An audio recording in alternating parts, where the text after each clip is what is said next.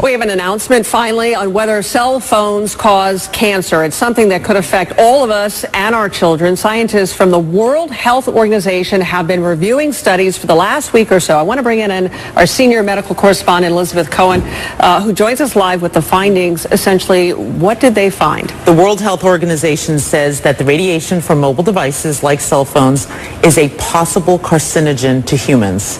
This is a very big deal because you and I have done segments about this before. Sure. It has gone back and forth. And this is really the first time that a large group, and it doesn't get any more sort of prestigious in many ways than the WHO, to say that it's a possible carcinogen. It puts it in the company of several other kinds of things. And so I want to tell you what it is, and I think that might give people an idea of what we're talking about. It puts it in the company of things like lead is also a possible carcinogen, according to the WHO, as well as engine exhaust and chloroform. So that sort of gives you an idea of the kind of risk that we're talking about so here. I can't help but ask, I mean, should we be alarmed? Should we be freaking out over this information? You know what? I really hope that people who are listening to me are not freaked out for two reasons. One, they won't do the right thing, and we'll talk about what the right thing is in a minute. And two, they'll panic, and that's kind of silly because all these years we've been on cell phones and holding them to our heads, which is what we're talking about as being bad. That's done. You can't do anything about that. And if you're on the phone right now, you don't need to drop it. It's not that kind of a carcinogen. It's a kind of a carcinogen, or allegedly, possibly, that would build up over time. One phone call, doctors tell me, is not going to give you cancer. So what should we be doing? With this new information, what on earth should we be doing now? We are so lucky that there is something that we can do, because a lot of medical problems we can't, but we're lucky that there is something, and I am holding it in my hands right now. You use a device to keep that phone away from your head. Okay, I'm going to make it very simple. This is what experts that I talk to don't want you to do. This radiation is very close to your head. The minute that you put one of these in, you can hold the phone at a distance. At this distance, that radiation is dissipating. It's not going to affect you very much, if at all. Hold it away from your head, which means using a wired piece like this or a Bluetooth, or put it on speakerphone. Keep it away from your head. That's the bottom line, and it's really easy to do. I mean, I can count on one hand the number of times in the past year that I have spoken on the phone like this. I just don't do it. I'm going to change my habits.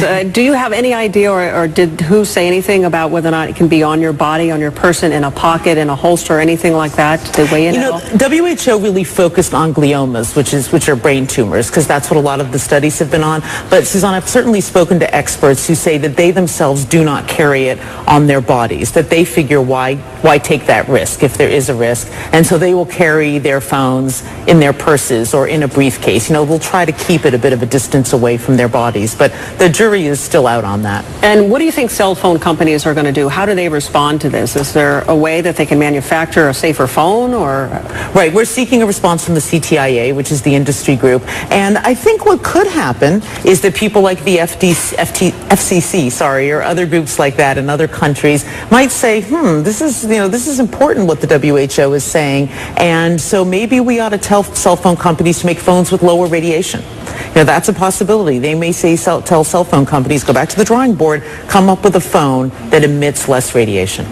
So bottom line, for those who are watching and who've wondered about whether or not this causes cancer, right, it's all about keeping it away from your head. Right. The WHO says possibly. So experts I've talked to say, why in the world would you take the risk? Keep it away from your head by using some kind of an earpiece. All right, Elizabeth, thank you so much. Thanks. It's something a lot of people have been asking and wondering, and clearly we have something that is rather conclusive from a very prestigious organization. That's it is right. a big deal. It is. It is. All right. Thank you, Elizabeth. I'm on my way. If you've ever put a cell phone to your ear, you should listen to what neurosurgeon Dr. Keith Black has to say. There's no way to say that cell phone use is safe. I think that the public has a right to know that there could be a potential risk. The public generally assumes that if one is selling something on the market, that we have had assurances that that device is safe. To be clear, Dr. Black's message is at odds with headlines from the largest international study on cell phones and cancer. Their conclusion, little or no evidence cell phones are associated with brain tumors. But if you look just one layer deeper into the appendix of that same study, and you'll see something unsettling. Turns out participants in the study who used a cell phone for 10 years or more had doubled the rate of brain glioma, a type of tumor. And keep in mind, cell phone use in the United States has only been popular for around 15 years. Back in 1996, there were 34 million cell phone users. Today, nearly 300 million in use, according to industry figures. Environmental factors take decades to see their effect, not a few years. So if it may take decades to get a clearer answer, what can we say about cell phone safety now? Scientists here in San Jose, California, are trying to answer that very question. So one of the things we have to do first is literally put the brain inside the head. Exactly. So it's very late now. The FCC requires all cell phones emit below 1.6 watts per kilogram of radiation. Well, let's put some brain to it.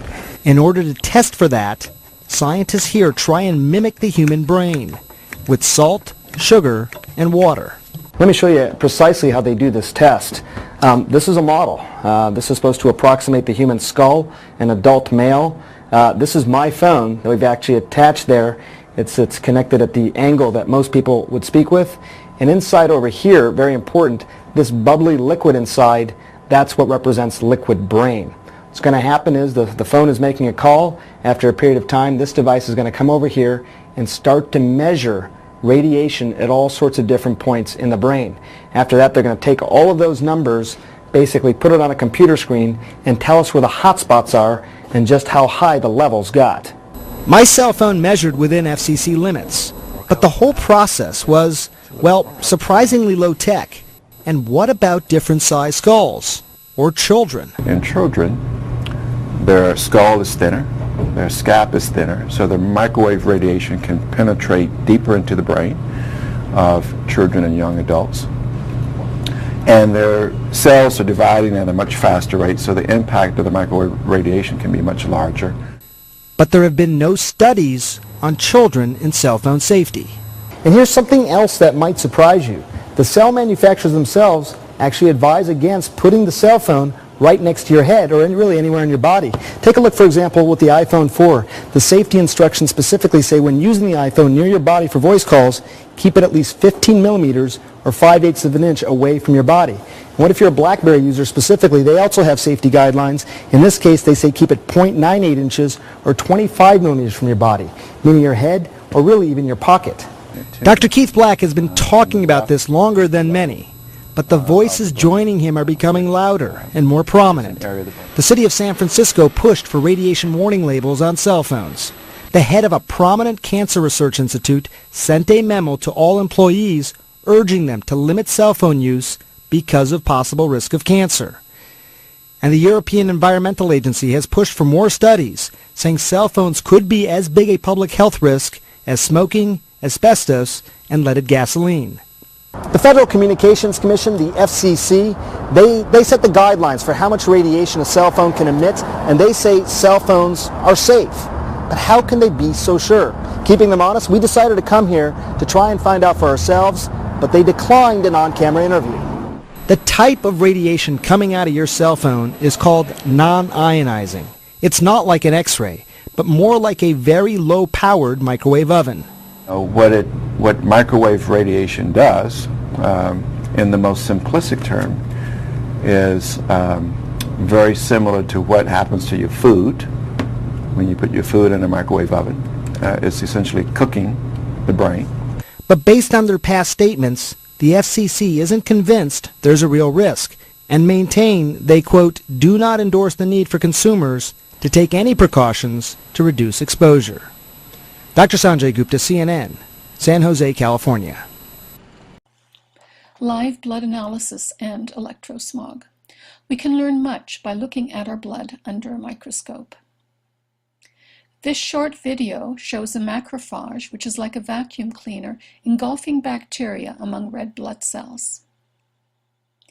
I decided to find out what my blood looked like. I pricked my finger, placed a drop of blood on a slide, and looked at it under the microscope. This is what I saw. The cells are round, some are separate, and a few are sticking together. Overall, fairly healthy looking blood. This testing was done in a clean electromagnetic environment, and I did not eat or drink before or during testing. I then worked on a computer for 70 minutes and looked at my blood again. This time, the cells are sticking together like stacked coins. This is called rouleau formation.